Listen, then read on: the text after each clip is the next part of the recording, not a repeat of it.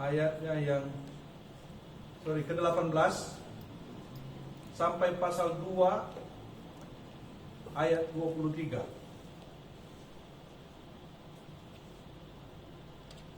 Injil Matius pasal 1 ayat 18 sampai pasal 2 ayat 23. Kita baca secara silih berganti, wanita terlebih dulu dan bergantian sampai selesai. Saya persilakan wanita ayat 18. 1, 2, 3. Kelahiran Yesus Kristus adalah seperti berikut. Pada waktu Maria ibunya bertunangan dengan Yusuf, ternyata ia mengandung dari Roh Kudus sebelum mereka hidup sebagai suami istri. Karena Yusuf suaminya seorang tulus hati dan tidak mau mencemarkan nama istrinya di muka umum, ia bermaksud menceraikannya dengan diam-diam. Tetapi ketika ia mempertimbangkan maksud itu, malaikat Tuhan nampak kepadanya dalam mimpi dan berkata, Yusuf anak Daud, janganlah kau takut mengambil Maria sebagai istrimu, sebab anak yang di dalam kandungannya adalah dari Roh Kudus. Ia akan melahirkan anak laki-laki dan engkau akan menamakannya dia Yesus, karena dialah yang akan menyelamatkan umatnya dari dosa mereka. Hal itu terjadi supaya genaplah yang difirmankan Tuhan oleh Nabi. Sesungguhnya anak darah itu mengandung dan melahirkan seorang anak laki-laki, dan mereka akan menamakan dia Immanuel, yang berarti Allah menyertai kita. Sesudah bangun dari tidurnya, Yusuf berbuat seperti yang diperintahkan malaikat Tuhan itu kepadanya. Ia mengambil Maria sebagai istrinya. Tetapi tidak bersetubuh dengan dia sampai dia melahirkan anaknya laki-laki, dan Yusuf menamakan dia Yesus. Sesudah Yesus dilahirkan di Bethlehem di tanah Yudea pada zaman Raja Herodes, datanglah orang-orang Majus dari timur ke Yerusalem Dan bertanya-tanya, di manakah dia raja orang Yahudi yang baru dilahirkan itu? Kami telah melihat bintangnya di timur, dan kami datang untuk menyembah dia. Ketika Raja Herodes mendengar hal itu, terkejutlah ia beserta seluruh Yerusalem. Maka dikumpulkannya semua imam kepala dan ahli Taurat bangsa Yahudi, lalu dimintanya keterangan daripada mereka di mana Mesias akan dilahirkan. Mereka berkata kepadanya, di Bethlehem di tanah Yudea, karena demikianlah ada tertulis dalam kitab Nabi. Dan engkau Bethlehem, tanah Yehuda, engkau sekali-kali bukanlah yang terkecil di antara mereka yang memerintah Yehuda, karena daripadamu lah akan bangkit seorang pemimpin yang akan menggembalakan umatku Israel. Lalu dengan diam-diam Herodes memanggil orang-orang Majus itu dan dengan teliti bertanya kepada mereka, bila mana bintang itu nampak? Kemudian ia menyuruh mereka ke Bethlehem, katanya, pergi dan selidikilah dengan seksama hal-hal mengenai anak itu, dan segera sesudah kamu menemukan dia, kabarkanlah kepadaku supaya aku pun datang menyembah dia. Setelah mendengar kata-kata raja itu, berangkatlah mereka dan lihatlah bintang yang mereka lihat di timur itu mendahului mereka hingga tiba dan berhenti di atas tempat di mana anak itu berada. Ketika mereka melihat bintang itu, sangat bersukacitalah mereka. Maka masuklah mereka ke dalam rumah itu dan melihat anak itu bersama Maria ibunya, lalu sujud menyembah dia. Mereka pun membuka tempat harta bendanya dan mempersembahkan persembahan kepadanya, yaitu emas, kemenyan, dan madu. Dan karena diperingatkan dalam mimpi supaya jangan kembali kepada Herodes, maka pulanglah mereka ke negerinya melalui jalan lain. Setelah orang-orang Majus itu berangkat, nampaklah malaikat Tuhan kepada Yusuf dalam mimpi dan berkata, bangunlah, ambillah anak itu serta ibunya, larilah ke Mesir dan tinggallah di sana sampai aku berfirman kepadamu, karena Herodes akan mencari anak itu untuk membunuh dia. Maka Yusuf pun bangunlah, mengambilnya anak itu serta ibunya malam itu juga, lalu minggir ke Mesir. Dan tinggal di sana hingga Herodes mati. Hal itu terjadi supaya genaplah yang difirmankan Tuhan oleh Nabi, dari Mesir kupanggil anakku. Ketika Herodes tahu bahwa ia telah diperdaya oleh orang-orang Majus itu, ia sangat marah.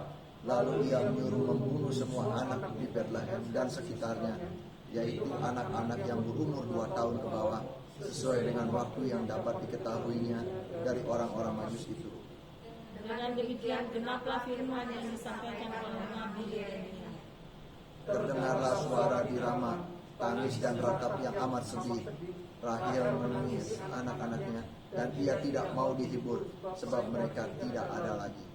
Setelah Herodes mati, nampaklah malaikat Tuhan kepada Yusuf dalam mimpi di Mesir, katanya, Bangunlah, ambillah anak itu serta ibunya, dan berangkatlah ke tanah Israel, karena mereka yang hendak membunuh anak itu sudah mati. Lalu Yusuf pun bangunlah, diambilnya anak itu serta ibunya, dan pergi ke tanah Israel. Tetapi setelah didengarnya bahwa Arkeus menjadi raja di Yudea menggantikan Herodes ayahnya, ia takut ke sana karena dinasihati dalam mimpi, pergilah Yusuf ke tanah Galilea. Setibanya di sana ia pun tinggal di sebuah kota yang bernama Nazaret. Hal itu terjadi supaya genaplah firman yang disampaikan oleh nabi-nabi bahwa ia akan disebut orang Nazaret. Amin. Baru kali ini kita memasuki masa Natal yang sangat menyedihkan. Berpuluh-puluh tahun kita yang hidup hari ini merasakan setiap tahun kita boleh menikmati Natal dengan rasa sukacita. Tetapi tahun 2020 ini kita memasuki Natal dengan hati yang merasakan sungguh-sungguh ada sesuatu yang berbeda luar biasa. Minimal kita berada dalam suasana duka, suasana yang menyedihkan karena wabah COVID-19 ini makin naik pada saat-saat kita mau merayakan Natal. Penting sekali kita belajar firman Tuhan, makna daripada penyertaan Tuhan, Sang Immanuel, artinya Allah yang beserta dengan kita. Apa yang kita baca tadi seolah-olah kontradiksi. Saudara dapat melihat kontradiksinya di mana?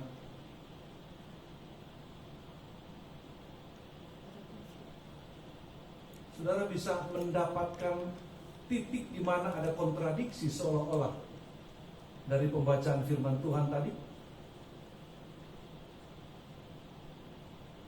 Saya yakin saudara bisa menjawab. Yesus dijanjikan malaikat berbicara kepada Maria juga Yusuf bahwa anak yang ada di dalam kandungan Maria itu namanya Immanuel. Allah menyertai manusia. Allah menyertai kita. Di sini yang kita dapat melihat seolah ada kontradiksi. Tapi ini bukan kontradiksi, tapi satu paradoks. Paradoks seolah-olah kontradiksi padahal tidak kontradiksi. Di mana itu dia paradoksnya? Saudara, kalau dijanjikan orang sesuatu yang baik-baik untuk mendapatkannya, kan harusnya baik-baik, mulus. Tapi yang kita baca hari ini enggak semudah itu. Bukankah Maria menjalankan misi agung yang luar biasa indahnya? Dia akan mengandung Sang Immanuel. Allah menyertai kita. Kalau Allah menyertai kita, kenapa ada kesulitan? Kenapa ada kesusahan? Kenapa ada air mata? Kenapa ada kematian? Itu sebabnya kita harus berhati-hati. Cara pikir manusia dengan cara pikirnya Tuhan itu bagaikan timur dan barat, bagaikan bumi dan langit. Jadi kalau saudara baca Alkitab, ada yang saudara tidak mengerti, jangan saudara bilang ini Alkitab keliru. Tuhan bodoh, Tuhan sesat. Ada banyak manusia yang seperti ini sehingga dia mau atur-atur Alkitab sesuai dengan keinginan dia. Amin, saudara. Natal itu membawa kabar sukacita. Natal itu membawa damai sejahtera. Natal itu membawa kemenangan. Karena Sang Immanuel telah dijanjikan 700 tahun sebelum Yesus ada di bumi. Yesaya sudah berbicara, menubuatkan akan lahir seorang anak darah yang namanya Immanuel. Jadi Immanuel itu sudah ada di perjanjian lama dalam kitab Yesaya. Tapi mengapa ada penderitaan kalau Immanuel itu datang? Harusnya kan enak. Kalau saya Maria mungkin saya bilang, Tuhan, siap, saya menjalankan tugas. Tapi jangan yang susah-susah. Ini yang dihadapi berat. Mau melahirkan seorang Immanuel, menjalankan misi melahirkan juru selamat, Allah yang menyertai kita. Tapi seolah-olah Allah tidak sertai. Hamil di luar nikah, ini bukan persoalan kecil. Kalau saudara pakai pola pikir saudara hari ini, hamil di luar nikah, no problem. Kalau perlu perlihatkan sama orang. Perlihatkan perutnya yang buncit, saya sudah hamil walaupun belum punya suami. Itu no problem hari ini, saudara. Di zaman posmo seperti ini itu kebanggaan. Tapi di zaman Maria dan Yusuf, itu nyawa taruhannya, amin. Hamil di luar nikah itu dirajam dengan batu sampai mati. Makanya Yusuf kebingungan, mau menceraikan Maria diam-diam. Karena dia mengalami dilema, mengalami penderitaan ketakutan. Dia bisa dituduh karena itu tunangannya yang sah. Zaman itu kalau sudah tunangan itu sudah seperti suami istri, tapi belum tinggal bersama, belum melakukan perbuatan-perbuatan pernikahan, perbuatan-perbuatan seperti pasutri. Nah, itu sebabnya ini dilema yang sangat besar yang dialami oleh Yusuf dan Maria. Kok Immanuel, Allah menyertai, tapi kenapa begini? Nah, ini fakta yang pertama. Jadi fakta yang pertama, kalau Immanuel, Allah menyertai kita, itu tidak identik dengan kita bebas masalah. Ini penting saudara pegang. Jangan jadi orang Kristen imannya lemah, begitu dapat masalah langsung bilang Tuhan omong kosong. Tuhan tidak benar. Kalau Tuhan menyertai saya, Immanuel namamu, kenapa saya harus ada masalah? Ini teori yang salah. Harus terima Tuhan menyertai. Itu hal yang satu. Masalah hal yang lain. Jangan dicampur adukan bahwa kalau Tuhan menyertai kita bebas dari masalah. Jadi orang Kristen kalau melempem seperti ini tidak akan berkenan di hadapan Tuhan. Justru ada masalah supaya kelihatan apa benar dia menjadi hamba. Maria kan bilang, jadilah padaku karena aku ini hambamu. Nah, kalau saya menjadi hamba, tidak pernah mengalami masalah, kesulitan, bagaimana bisa kelihatan saya atau Anda jadi murid hamba yang sejati. Jadi keberhambaan kita itu dibuktikan lewat permasalahan-permasalahan yang terjadi.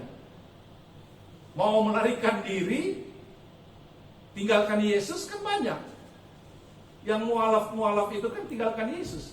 Karena nggak sanggup hidup miskin, susah. ditawarkan uang, ditawarkan jabatan. Mau tinggalkan Yesus karena Yesus nggak ada apa-apanya. Terus sudah jadi mualaf, maki-maki kekristenan, maki-maki Yesus. Nah, orang-orang model begini udah jelas tidak lama lagi hidupnya. Karena kalau dia bisa melakukan itu di sini, di sana juga dia bisa melakukan. Tidak ada yang bisa menjamin. Amin, saudara. Kalau karakter kita itu di sini begini, karakter kita di sana juga sama. Nggak akan berubah. Amin, saudara. Kalau kita tidak setia di sini, di sana kita tidak setia. Hanya kita belum dapat batunya di sana. Kalau dia juga di sana miskin nanti, di sana dia dicerita atau dijelek-jelekin, dibully dan di mana, lama-lama tinggalkan lagi Tuhannya yang baru itu. Nah, orang begini terombang-ambing seperti sabut di tengah-tengah samudra. Alkitab mengatakan orang yang mendua hati tidak akan mendapatkan apa-apa. Jadi kita harus maju terus. Kita bernatal dengan situasi yang sulit, no problem. Jangan sedih. Jalanin merayakan Natal di tengah-tengah pandemi dengan sukacita. Karena kita tahu masalah itu tetap ada, tetapi dia tetap Immanuel. Masalah itu kan tidak pernah bisa mengurangi keilahian Kristus, kejuruselamatan Yesus. Ya masalah lain. Amin, saudara. Ingat baik-baik, pegang ini baik-baik. Dan ada Immanuel bukan berarti semua orang jadi nyaman. Maria dan Yusuf itu gak nyaman. Waktu Maria hamil karena Roh Kudus, harus mendaftar sensus penduduk, dan itu perjalanan puluhan kilometer. Beda dengan sekarang, mau kemana ada pesawat, ada kereta api, ada travel, ada motor, ada sepeda. Dulu jalan kaki paling tidak naik keledai atau onta atau apa. Tapi itu bukan gampang, orang sedang hamil. Mana nyaman? Belum lagi mau cari penginapan, gak dapat. Dikasih apa? Kandang. Jadi Immanuel itu di mana? Immanuel itu kan ada di dalam rahimnya Maria. Tapi kenapa nggak nyaman? Karena memang kalau Tuhan menyertai kita itu tidak sama dengan kita harus nyaman. Amin. Semua fasilitas harus ada.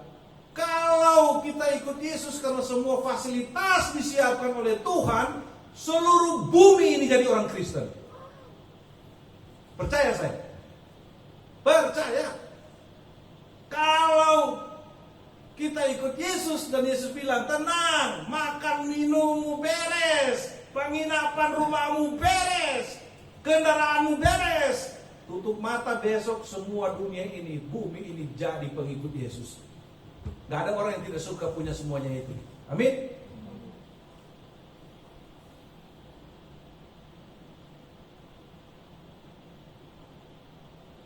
Makanya hari ini kita lihat KPK main tangkap, OTT semua ini. Termasuk hari ini saya dengar ada Menteri Sosial Kristen itu. Bikin malu. Memalukan nama Yesus. Masa Yesus tidak cukup? Harus mencuri? Orang lagi kesusahan di pandemi, mencuri. Saya baca itu, sakit dada saya. Benar. Sedih. Mau marah, jengkel, campur semua di dalam dada. Bikin malu nama Yesus. Ngeri.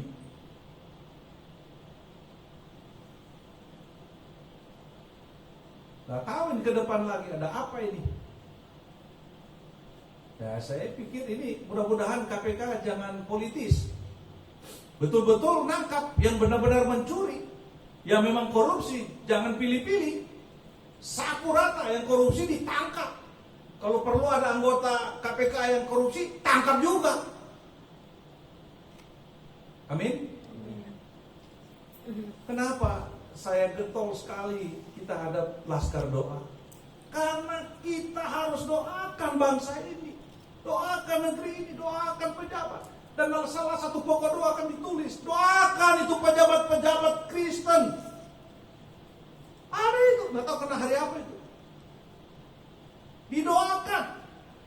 Kasihan. Udah sedikit mencuri. Bikin malu nama Yesus. Saya percaya Tuhan Yesus di surga itu sedang nangis. Mudah-mudahan tidak terbukti, tapi kalau sudah KPK yang tangkap, sudah tidak ada alasan, ada bukti.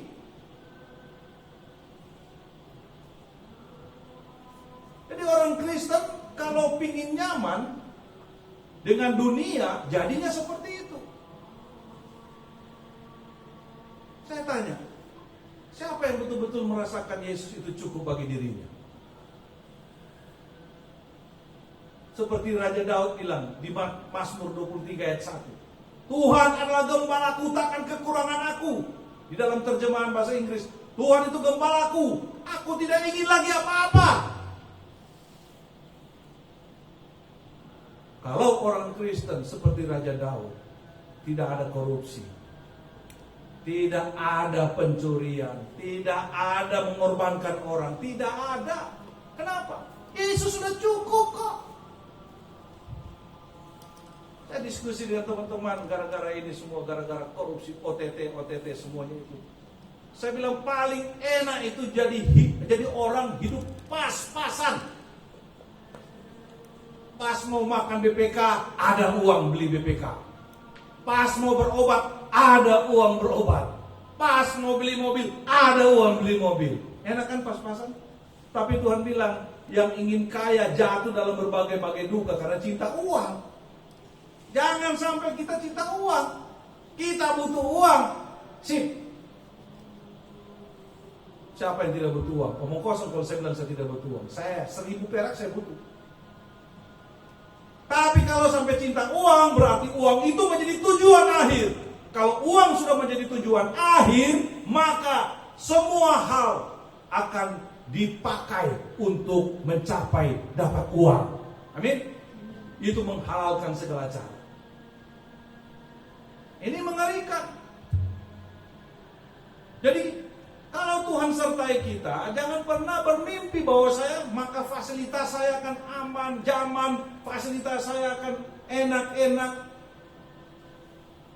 Kalau teman-teman umat Kristen di daerah-daerah pedalaman undang saya melayani, kalau saya berpikir nyaman, gak akan pernah pergi saya. Mau buang air besar juga tidak gampang. Makan apa adanya. Kalau mau nyaman, gak akan ada pelayanan. Jadi penyertaan Tuhan tidak harus berarti bahwa kita menikmati kenyamanan, menikmati fasilitas hidup, menikmati materi, menikmati segala-galanya. Tidak ada itu, saudara-saudara. Tidak lengkap. Karena Maria dan Yusuf itu menderita kekurangan. Bahkan sampai hanya memakai lampin dan terbaring di palungan. Ini makna Natal. Makna Natal adalah kesederhanaan. Amin. Luar biasa Tuhan ajarkan. Kalau Tuhan pemilik alam semesta ini yang kaya raya mau hidup seperti itu, kenapa kita nggak bisa? Itu karena apa? Karena kita yang tidak mau dan karena kita sudah dikuasai oleh keinginan yang sangat-sangat dalam untuk dunia ini. Kita mau menikmati yang nyaman, menikmati dan lain-lain sebagainya.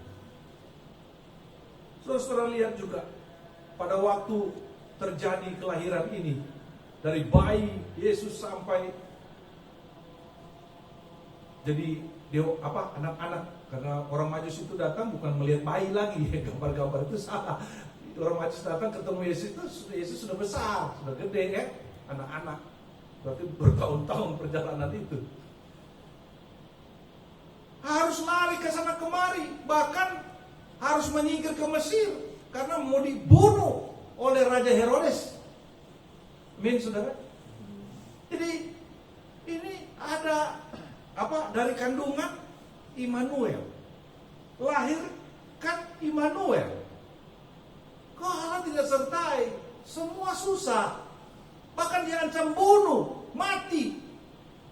Nah, kalau orang dunia berpikir ini omong kosong, kontradiksi, tapi ternyata tidak, saudara. Kenapa tidak?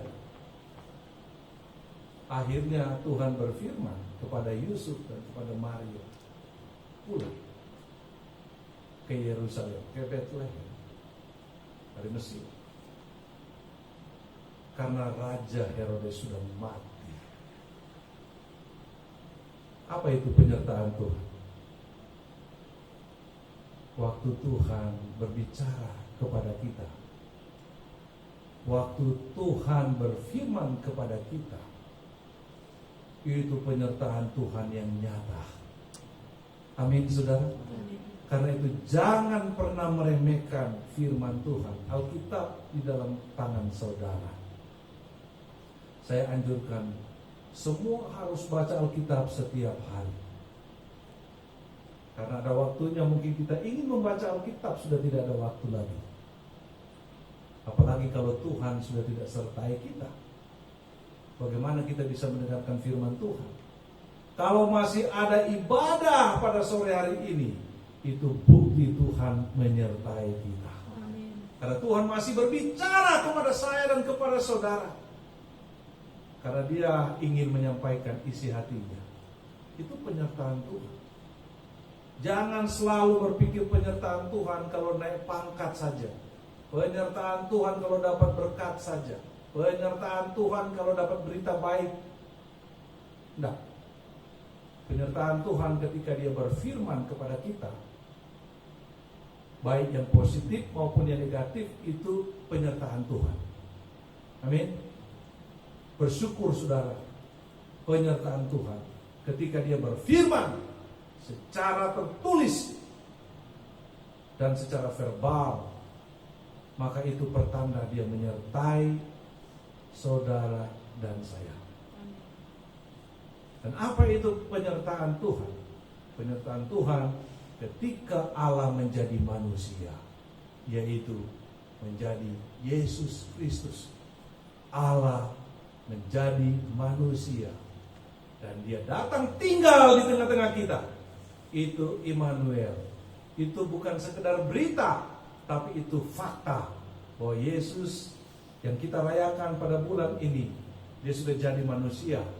Dia datang ke dalam dunia untuk mengalami semua penderitaan manusia karena dosa-dosa manusia yang Dia tanggung. Begitu berat. Itulah arti penyertaan Tuhan. Penyertaan Tuhan ketika dosa-dosa saudara ditanggung oleh Yesus Kristus di kayu salib. Karena Dia lahir di hari Natal, bukan untuk Natal itu sendiri. Yesus lahir untuk ke Golgota, untuk pikul semua beban penderitaan saudara dan saya, dosa-dosa kita semuanya. Itulah penyertaan Tuhan yang sejati. Amin, saudara. Amin. Harusnya kita bersyukur bahwa Yesus sudah menyertai kita lewat kematiannya di kayu salib, melalui kelahirannya, dan Dia memikul tanggung jawab kita yang berdosa semuanya, dan Dia memberikan kebenarannya kepada kita. Maka itu saudara-saudara, ketika kita merayakan Natal di tengah-tengah pandemi ini, harusnya tidak mengurangi sukacita kita, tidak mengurangi damai sejahtera kita. Kenapa? Karena kita tahu kita punya Tuhan yang menyertai kita. Dia sudah menanggung semua beban hidup kita. Kalau dia sudah memberikan putra tunggal kepada saudara dan saya, bagaimana mungkin dia tidak mengaruniakan yang lain kepada saudara dan saya? Mari kita buka Roma 8 ayat 32. Roma 8 ayat 32.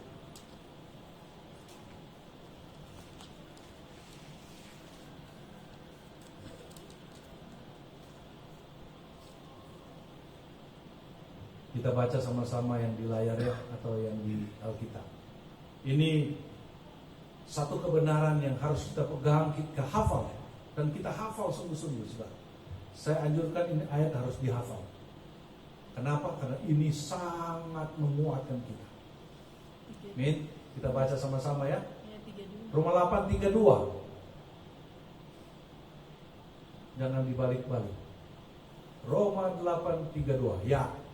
Mari kita baca sama-sama. 1, 2, 3. Ia yang tidak menyayangkan anaknya sendiri, tetapi yang menyerahkannya bagi kita semua. Bagaimanakah mungkin ia tidak mengaruniakan segala sesuatu kepada kita bersama-sama dengan dia? Ini pertanyaan retoris, saudara. Maksudnya tidak perlu kita jawab, kita sudah tahu jawabnya. Amin.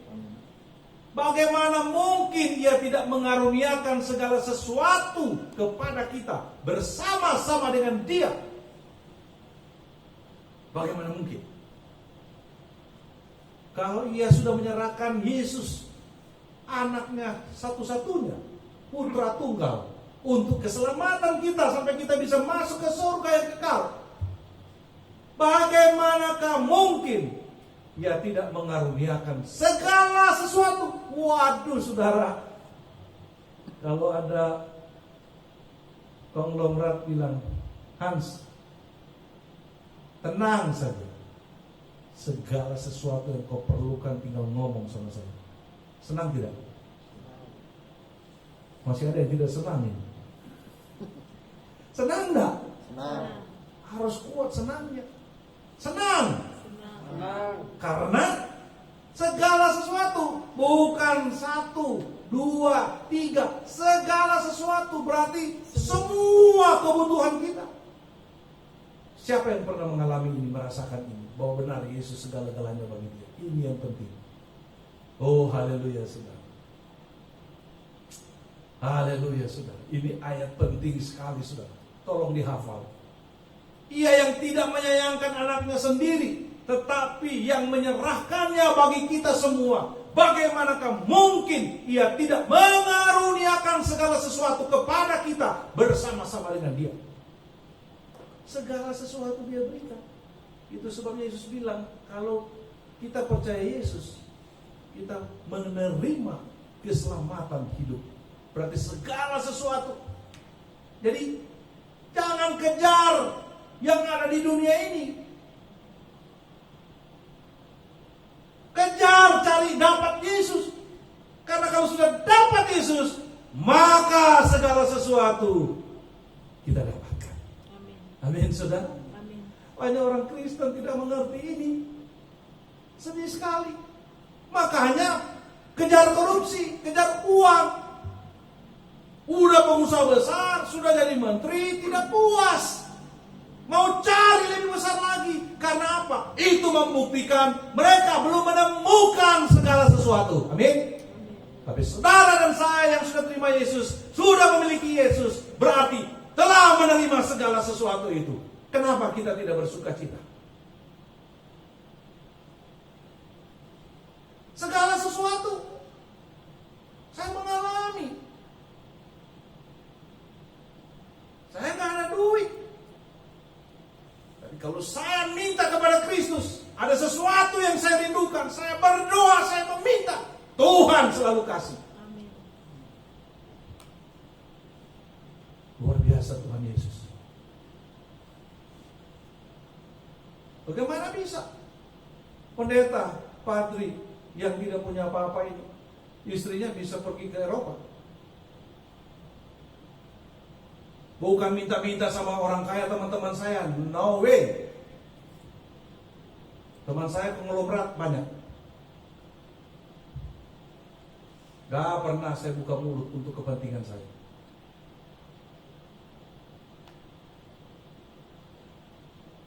Kenapa? Karena saya tahu Yesus segala-galanya. Yesus segala-galanya. Karena itu saya pesan kepada anak-anak saya, kamu harus punya Yesus. Maka selesailah seluruh kehidupan kita. Tidak ada lagi yang kita inginkan, takut. Saudara percaya ini bersama-sama saya? Amin. Percaya sungguh-sungguh saudara. Di Natal ini terima kembali dia sungguh-sungguh. Kalau masih jauh-jauh di pinggir-pinggir Yesus itu, bilang Yesus masuk, masuk, masuk, masuk. Kalau kita jadi orang Kristen hanya jadi orang Kristen biasa, itu Yesus itu masih di luar pagar, cilaka kita saudara. Makanya Natal ini harus sujud, tersungkur, minta Yesus benar masuk dalam hidup saya. Saya mau jadikan Engkau Tuhan dan Juru Selamat saya pribadi. Engkau cukup bagi saya. Masuk. Kalau dia sudah jadi Tuhan dan Juru Selamat saudara, saudara bersukacita. Saudara perlu apa? Tuhan siapkan.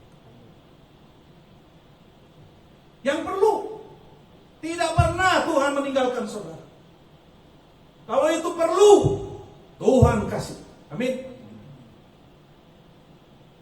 Kita tetap masih menemukan masalah dalam hidup kita, tetapi selalu ada solusi dari Kristus. Amin. Segala sesuatu. Roma 8:32.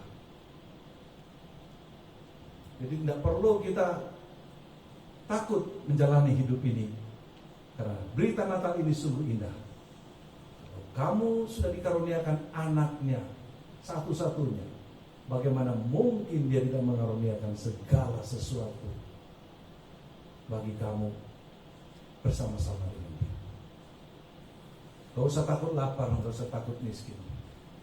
Dalam kemiskinan pun semua akan aman-aman saja. Dalam pandemi ini bagaimanapun jahatnya corona ini, tidak perlu saudara ketakutan sampai setakut-takutnya. Jalani hidup ini bersama Tuhan Yesus. Lalu Tuhan Yesus bilang, pergi karena corona. Pergi. Emangnya corona bisa ikut sampai di surga? Nah, teman saya hari ini di Bengkulu, pendeta jam 10 tadi meninggal karena corona. Pendeta kena corona. Apa Tuhan tidak menyertai dia? Tuhan bilang, hei corona, jadi kendaraan, bawa dia ke surga. Hamba-Ku yang setia itu. Corona ikut. Tapi kalau Tuhan tidak perintahkan corona, gak akan bisa menyentuh kita. Amin. Jadi kita tetap setia ikut Tuhan Yesus. Amin. Wah, ikut Tuhan Yesus indah sekali. Segala sesuatu, bukan berarti kita langsung kaya raya, bukan itu yang dimaksud. Segala sesuatu artinya semua yang akan kita perlukan untuk mengikut Dia itu disediakan. Bukan segala sesuatu itu yang kita inginkan, tapi segala sesuatu bersama-sama dengan Kristus yang kita perlukan di dalam mengiringi Dia itu disediakan. Segala sesuatu. Bukan untuk foya-foya, bukan untuk senang-senang, bukan. Tapi apa yang kita perlukan, segala yang kita perlukan itu sudah disediakan oleh Kristus Yesus. Karena itu kita tidak perlu mencari yang lain, apalagi sampai mengumpulkan sebanyak-banyaknya untuk 7 turunan. Kasihan, siksa diri itu. Tapi kita sudah punya Kristus, Dialah hikmat yang tertinggi. Dia akan menuntun kita untuk melakukan hal-hal dari hari ke hari untuk terus berjalan bersama Dia. Itu sudah cukup bagi Daud. Dia katakan, Dia adalah gembala, aku takkan kekurangan apa-apa. Saudara, biarlah kita merayakan Natal di tengah-tengah pandemi ini dengan berserah penuh, menerima Kristus sebagai Tuhan dan Juru Selamat kita. Itu sudah cukup bagi kita, karena segala sesuatu dikaruniakan kepada kita. Tuhan memberkati kita, dan biarlah kita semakin setia mengiringi Tuhan. kita akan masuk ke dalam perjamuan kudus. Kita mempersiapkan hati, pikiran kita. Kita sedang akan memasuki perjamuan dengan Tuhan. Bagi saudara-saudara yang belum mendapatkan roti dan anggur, silakan boleh diambilkan atau ke belakang. Siapa yang belum dapat bisa beritahu. Nah, itu ada Pak Cecep.